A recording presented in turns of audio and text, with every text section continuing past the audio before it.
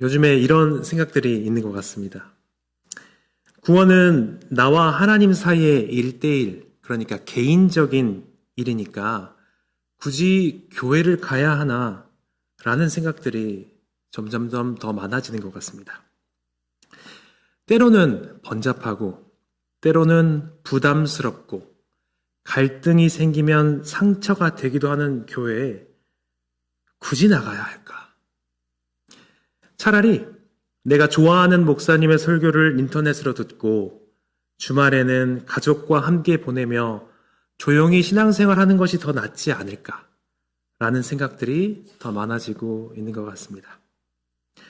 또 기술의 발달로 유튜브만 틀면 우리나라에서, 아니 전 세계에서 설교 제일 잘하시는 분들의 설교를 바로 들을 수 있습니다. 바로 번역까지 되었어요. 자막으로요. 그리고 나의 개인적인 신앙의 색깔과 맞는 분의 설교를 골라 들을 수 있습니다. 심지어 예배 실황 유튜브 라이브를 함께 할 수 있기 때문에 굳이 예배를 드린다는 이유로 어딘가로 모인다는 이유가 점점 희미해지는 사회가 되는 것 같습니다.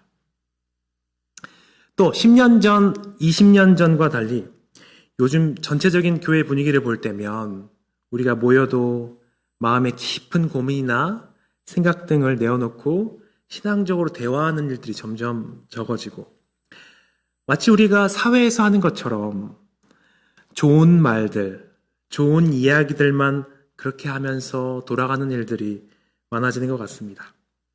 우리가 서로의 약함을 드러내면서 약함을 드러낼 만큼 서로를 신뢰하거나 가깝지가 않은 것이죠. 이는 사회 전체의 흐름이기도 하면서 교회가 점점 더 개인주의적이 되는 것 같다는 생각이 듭니다. 아예 다른 이들과 함께 섞이는 것을 피하는 것도 개인주의라고 볼 수 있겠죠. 개인주의가 나쁜 것은 아니지만 이게 교회에서는 조금의 어려움이 될 것 같습니다. 또 함께 있으면서도 분리된 상태를 유지하는 것도 개인주의의 형태로 볼 수 있을 것 같습니다. 서로 영향을 받지 않고 상처를 받지 않을 만큼의 적당한 거리를 유지하면서 가면을 쓴 채 건네는 그 은혜로운 덕담들이 사실은 상대방이 내 삶에 들어오지 못하게 막는 벽이 되는 것이죠. 그런데 한번 생각해 볼까요? 이렇게 나 홀로 이렇게 거리를 둔 채 세워가는 신앙이 정말로 좋은 것일까요? 아니, 이 신앙이 안전할까요? 어떤 이는 베드로처럼 말할 것입니다. 당연히 할 수 있다. 자신할 것입니다. 그러나 이런 개인화된 신앙은 미혹에 가장 취약한 상태가 됩니다. 왜냐하면 나를 잡아줄 사람이 없고 나의 이탈을 아프게 지적해줄 공동체가 없으며 오직 내 판단과 내 기분이 신앙의 기준이 되기 때문입니다. 내가 길을 잃어도 아무도 모르는 상태, 그것이 바로 오늘 본문이 염려하는 현대적 의미의 미혹일 것입니다. 오늘 우리가 읽은 야고보서의 마지막 말씀은 바로 이 지점을 지적합니다. 야고보 사도는 편지를 마무리하면서 보통 하는 따뜻한 안부 인사나 축복의 말을 전하는 대신에 마지막까지 그들을 올바르게 이끌기 위해서 공동체를 지키도록 권면합니다. 그가 왜 편지의 마지막까지 인사가 아닌 권면으로 끝냈었는지 우리는 그 마음을 함께 살펴보도록 하겠습니다. 우리 19절과 20절을 다시 한번 함께 읽어보도록 하겠습니다. 자, 시작! 내 형제들아, 너희 중에 미혹되어 진리를 떠난 자를 누가 돌아서게 하며 너희가 알 것은 주이며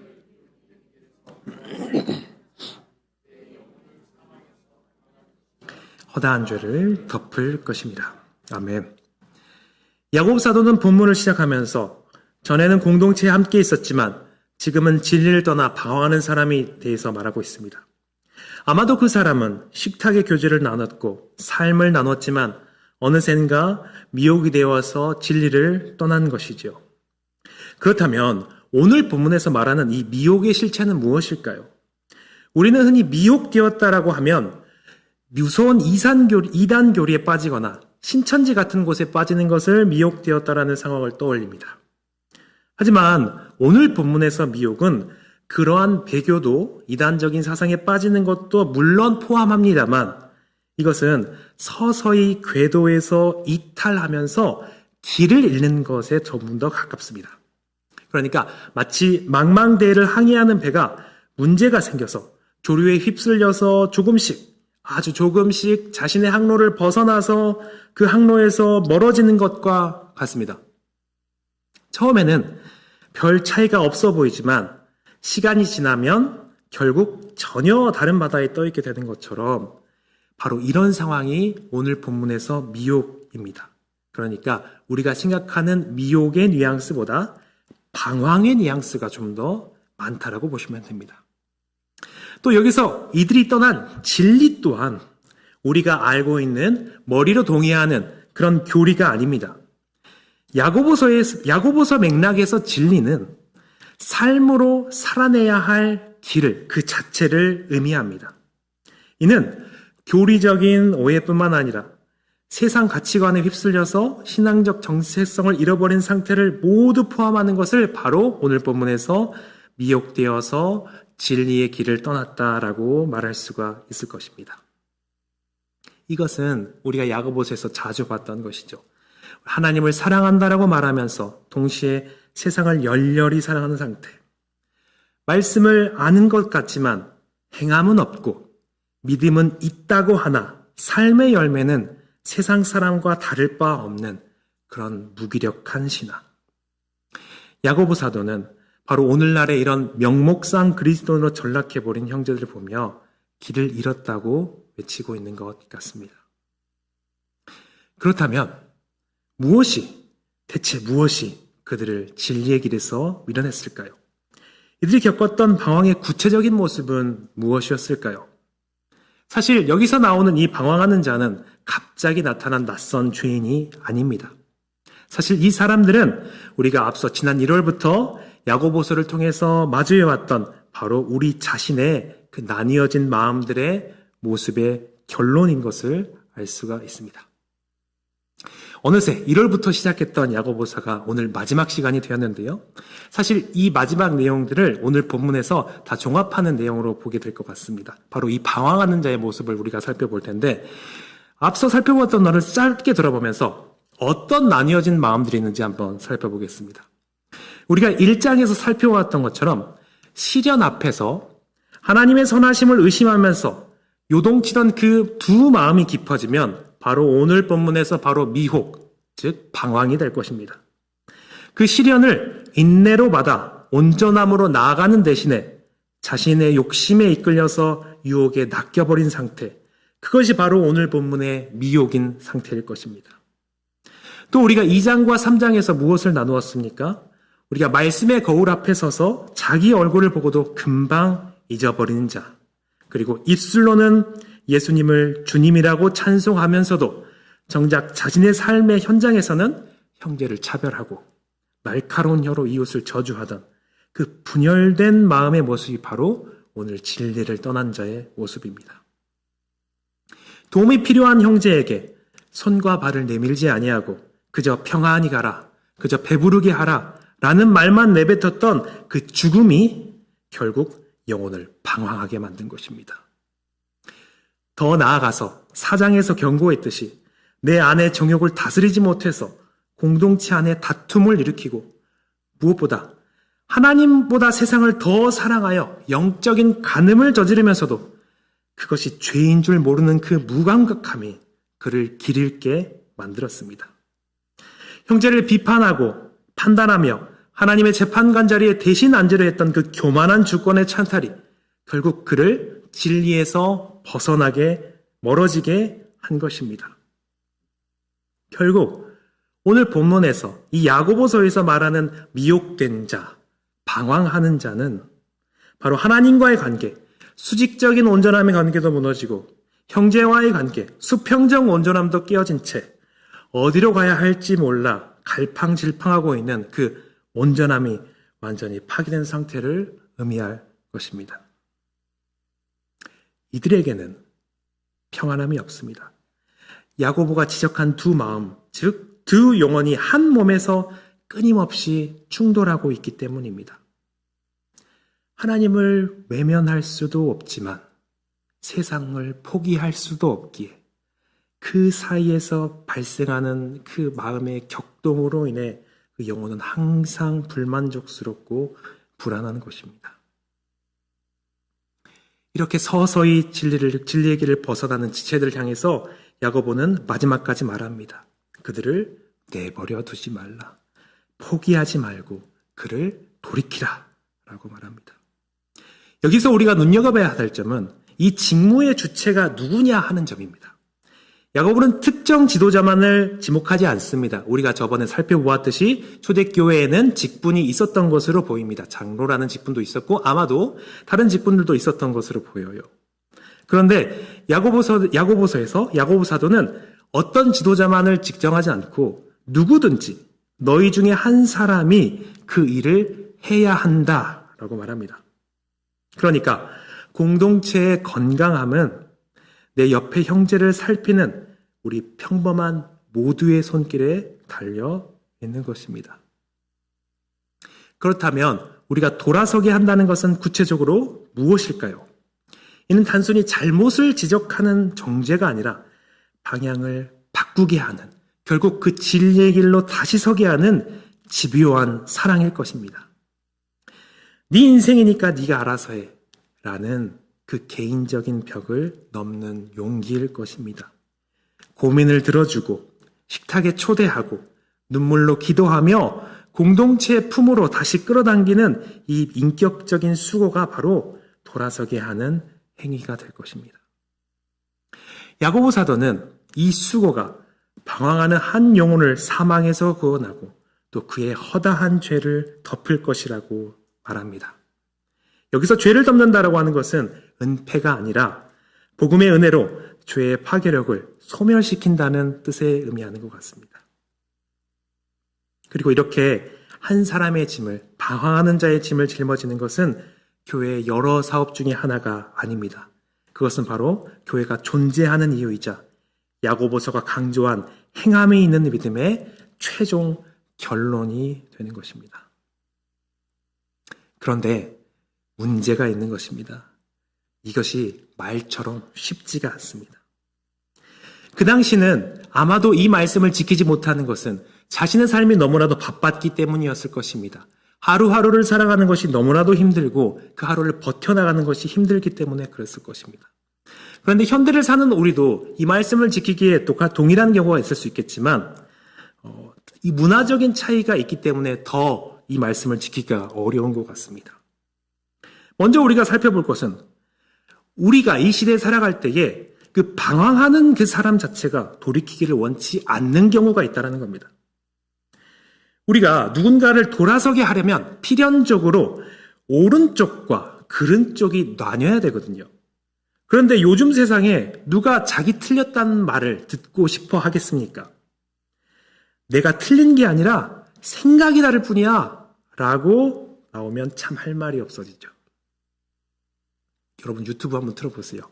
얼마나 많은 메시지들이 넘쳐납니까? 그 중에서 내가 듣고 싶은 말, 내가 하고 싶은 말, 지지해주는 스타일을 설교자를 찾아서 그 영상을 골라보면서 그것을 나의 진리라고 믿고 살아가게 됩니다.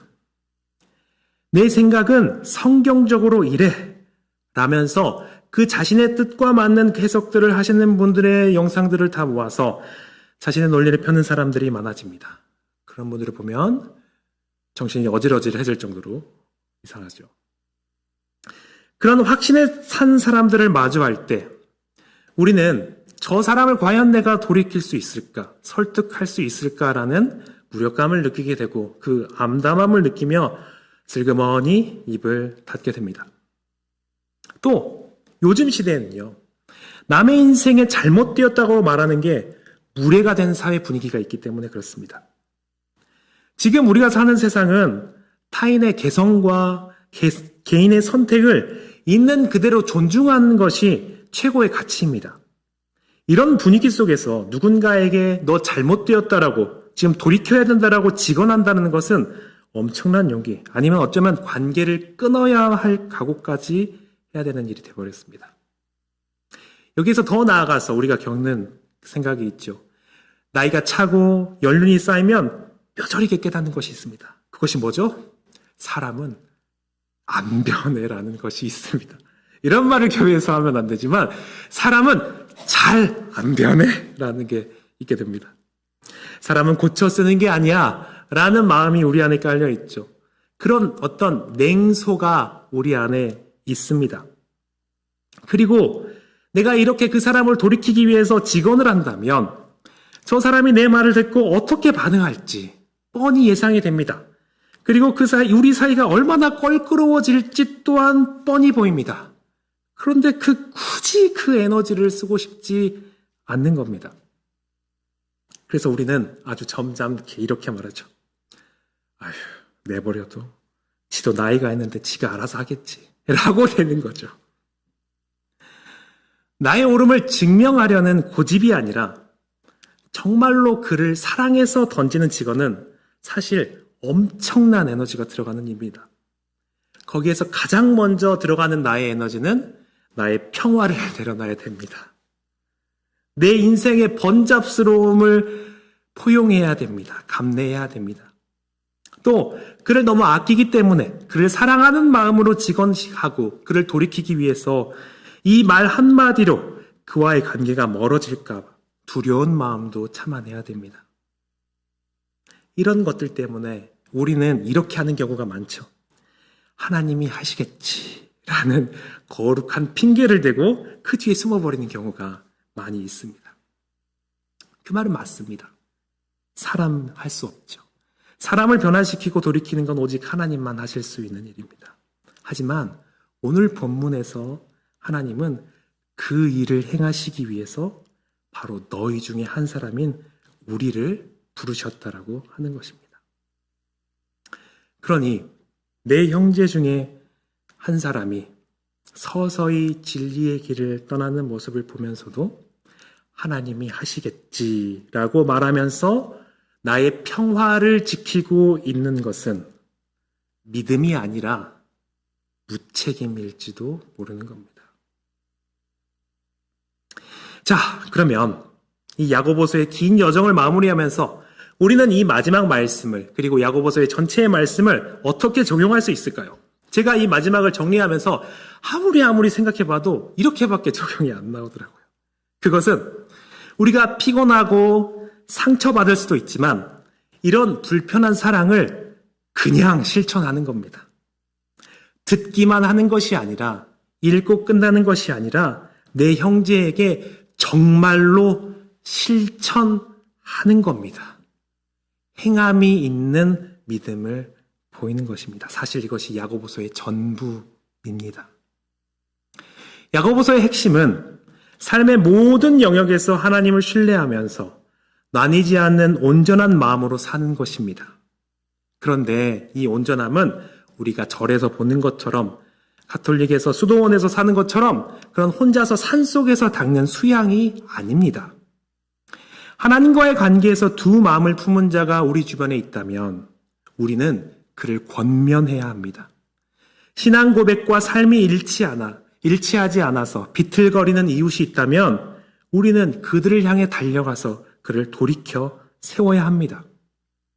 위로가 필요한 이들에게는 우리의 곁을 내어주고 진리에서 벗어난 이에게 미움받을 용기를 내어서 바른 길을 가르치는 것. 가난하여서 주님을 원망하는 자에게는 나의 돈을 기꺼이 나누어 주는 것이고 고난 속에서 하나님의 사랑을 의심하는 자에게 당신은 여전히 하나님의 자녀이고 하나님의 소유입니다라고 끊임없이 확증해지는 일. 그리고 비난과 판단에 익숙하는 이들에게 그것이 하나님의 보좌를 모독하는 일임을 사랑으로서 권면하는 일 말입니다. 솔직히 이 과정이 얼마나 번거롭습니까? 이 가운데서는 반드시 갈등이 생깁니다. 내 평안을 포기해야 되고 때로는 오해를 사서 더 큰 마음의 짐을 져야 할지도 모릅니다. 그냥 모른 척하면서 지나가면 내 마음은 편할 텐데 라는 생각이 우리를 사로잡을 때가 있을 것입니다. 그러나 오늘 야고보서의 결론은 우리는 이 수고소름과 갈등과 무거운 부담감을 기꺼이 감내하며 우리가 그 말씀으로 하나님의 말씀으로 그들을 돌이켜야 한다고 말합니다. 왜 그럴까요? 왜냐하면 우리가 바로 그 사랑을 받았기 때문에 그렇습니다. 우리가 믿는 예수 그리스도께서 바로 그 불편한 사랑을 먼저 행하셨습니다. 여러분, 거룩하신 하나님께서 죄인인 우리를 돌이키기 위해서 취하신 방법이 무엇입니까? 그분은 전능하신 분이십니다. 그분은 말씀으로써 우리를 돌이키실 수 있으셨을 겁니다. 그분은 다른 방법을 만들어내셨을 수도 있습니다. 그게 전능이니까요. 그런데 그분은 그렇게 하지 않으셨습니다. 그분은 멀리서 세련된 조언을 던지거나 응원하지 않으시고, 주님은 그 하늘 보좌를 버리시고 그 안락함을 버리시고 그 죄의 냄새가 진동하는 우리 삶 속에서 직접 걸어 들어오셨습니다. 우리가 신학적으로는 성육신이라고 말하지만 사실은 그것은 주님이 가장 극심한 불편을 감내하신 것입니다. 주님이 우리를 돌이키려 다가오셨을 때 우리가 반갑게 맞이했습니까? 아닙니다. 주님은 당신이 사랑하는 자들에게 철저히 거절당하셨고 비난과 조롱을 받으셨습니다. 하지만 그 주님은 그 관계의 갈등이 두려워서, 그 오해가 피곤해서 우리를 포기하지 않으셨습니다. 오히려 그 모든 수치와 십자가의 고통을 뚫고 끝까지 우리를 붙드셨습니다. 말로만 하는 사랑이 아니라 자기 몸을 던져 우리의 죄를 덮어버리는 그 사랑을 우리에게 주셨던 것입니다. 그러니 우리가 그 형제를 포기하지 않고 그 여러 가지 어려움들을 감내하며 그들을 돌이키려는 것은 사실 우리가 성인군자여서가 아닙니다.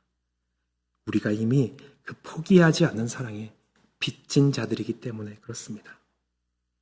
그렇기에 우리가 형제들을 돌이키기 위해 오늘 겪는 그 번거로움, 내 평안이 깨질 때 느끼는 그 불쾌함, 또 상대방의 날카로운 반응을 견뎌내는 그 불편한 시간은 결코 버려지는 시간이 아닙니다.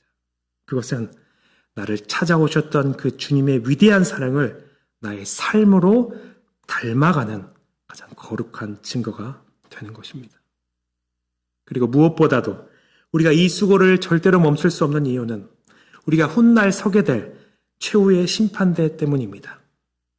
세상은 우리가 얼마나 성공했는지, 얼마나 많은 것을 쌓았는지 묻지만 우리 주님께서 그날 우리를 보실 때 어떤 것을 보실지 한번 상상해 보십시오. 그분은 우리가 형제의 영혼을 위해서 얼마나 많은 눈물을 흘렸는지, 진리를 떠나기 위해서 그 한 사람을 붙잡기 위해서 얼마나 노력했는지 보실 것입니다. 우리가 마지막 주님 앞에 섰을 때 우리가 형제를 돌이키기 위한 우리의 수고를 그 주님께서 반드시 기억하시고 인정해 주실 것입니다. 그러니 우리는 그분의 알아주심과 칭찬을 기대하면서 오늘의 수고와 애씀을 끝까지 감당해야 하는 것입니다. 말씀을 정리하겠습니다. 교회의 본질은 완벽한 사람들의 모임이 아닙니다. 우리는 하나님이 아닙니다. 우리는 주님의 심판대 앞에 서는 그날까지 계속해서 넘어지고 실수할 것입니다. 우리 중에 누구라도, 저도 미혹되어 진리의 길에서 벗어날 수 있습니다. 누구라도 그렇습니다. 그래서 교회 공동체가 필요한 것입니다. 그래서 혼자 하는 신앙이 위험한 것입니다. 형제가 필요합니다. 옆에 있는 형제의 발걸음이 어긋나는 것을 볼 때 내일이 아니니까 하면서 고개를 돌리는 것이 아니라 수고로움을 무릅쓰고 그를 돌이키는 형제가 필요합니다. 비난하기 위해서가 아니라 사랑하기 때문에 그를 붙잡는 형제가 필요합니다. 그것이 바로 야고보서에 말한 행함이 있는 믿음의 최종 완성이라고 할 수 있습니다.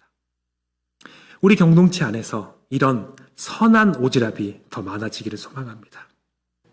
또 누군가 나에게 직언을 해줄 때 당신이나 잘하세요 라면서 쏘아붙이는 것이 아니라 나를 사랑해서 이 수고를 감내하며 하는구나 라고 여기는 겸손이 있기를 바랍니다. 또한 방황하는 지체를 볼 때 기도의 자리로 초청하고 그의 곁을 지켜주며 끝까지 그를 포기하지 않는 치열한 사랑이 우리 안에 있기를 원합니다. 나 혼자 평안한 신앙은 야고보 사도가 말하는 온전함이 아닙니다. 진정으로 주님을 신뢰한다면 나의 익숙한 그 울타리를 넘어서 형제에게로 걸어가야 합니다. 비록 그 길이 피곤하고 부담스러울지라도 그것이 바로 우리를 사망에서 건지신 주님의 은혜를 입은 자들이 걸어야 할 영광스러운 길이 될 것입니다. 오늘 우리가 감내하는 그 작은 수고가 최후의 날 주님 앞에서 가장 빛나는 칭찬이 될 것임을 믿으며 이 거룩한 사랑의 수고를 끝까지 인내하는 저와 여러분들이 되시기를 예수님의 이름으로 축복합니다. 우리 말씀을 생각하시면서 기도하겠습니다. 두 가지 기도 제목 가지고 기도하시고 또 여러분들이 말씀을 들으면서 생각하시는 기도 제목 가지고 기도할 텐데요. 첫 번째로는 형제의 영혼이 방황하고 있음을 알아차리는 영적인 민감함을 주옵다라고 기도하겠습니다. 그래서 그 형제를 위해서 좋은 말만 견내는 것이 아니라 정말로 그 사랑으로 제 곁을 지키는 행함이 있는 믿음의 공동체가 되게 해달라고 기도하시고요. 두 번째로 기도하실 때 사랑의 수고를 끝까지 감당하게 하소서라고 기도했으면 좋겠습니다. 내 평안이 깨지는 것을 두려워하지 않고 영혼을 살리는 일에 우리 자신을 내어줌으로써 사랑을 실천하는 공동체가 되게 해달라고 우리 함께 기도하겠습니다. 기도하시겠습니다. 살아계신 하나님 아버지, 주님께서 야고보서를 통하여서 여러 가지 것들을 우리의 삶을 돌아보게 하셨습니다. 그리고 오늘 이 시간 우리의 방황하는 형제를 위하여서 그를 돌이키기 위하여서 수고를 다해야 하고 감내해야 된다는 것을 들었습니다. 주님, 나의 신앙적 평안함과 안전함을 위하여서 겪는 것이 아니라 정말로 주님께서 우리를 위해서 여러 가지 감내하는 사랑을 하셨듯이 우리 또한 형제를 위하여서 감내하는 사랑을 하게 하여 주시옵소서. 또한 무엇보다 형제의 그 영적인 민감함을 주셔서 형제의 그 방황함과 미혹됨을 깨닫는 그런 민감함을 주시옵소서. 그래서 그 형제를 위하여서 열심히 노력하고 그의 필요를 따라서 예수 그리스도의 손길이 되어서 그를 채워주고 돌이켜주고 일으켜주는 우리 공동체가 되게 하여 주시옵소서. 또한 무엇보다도 주님께서 우리를 끝까지 사랑하셨듯이 우리 또한 그 사랑의 공동체가 되어서 그 영적인 수고를 끝까지 감당하는 우리 모두가 되게 하여 주시옵소서. 하나님 아버지, 지난 몇 달간 야고보서를 통해 우리 자신을 말씀의 거울 앞에 비추게 하시니 감사합니다. 이제 우리가 듣기만 하여 자신을 속이는 자가 아니라 들은 바를 행하는 자들이 되게 하옵소서. 특별히 우리 곁에서 방황하는 형제들을 외면하지 않게 하시고 주님이 우리를 돌이키게 하신 그 사랑으로 우리도 서로를 세워가게 하여 주시옵소서.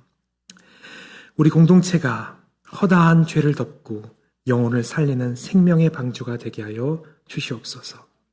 우리를 온전케 하시는 예수 그리스도의 이름으로 기도드립니다. 아멘.